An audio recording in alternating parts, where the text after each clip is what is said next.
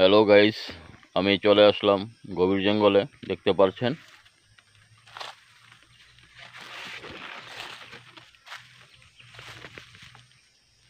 এ হচ্ছে আগের দিনের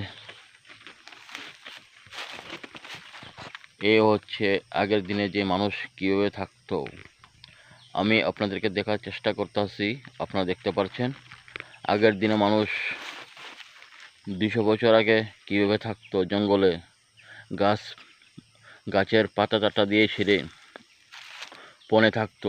আমি আপনাদের দেখাচ্ছি, দেখেন গভীর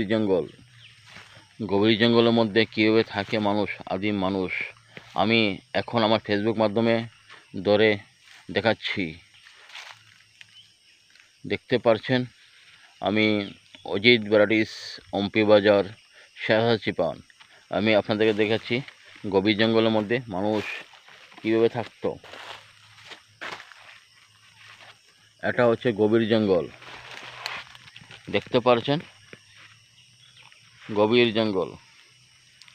पहले का आदमी कैसे रहता था गभीर जंगल में, ये आप लोग को दिखा रहा हूँ। आप लोग देख सकते हो जंगल में कैसे रहते आदमी।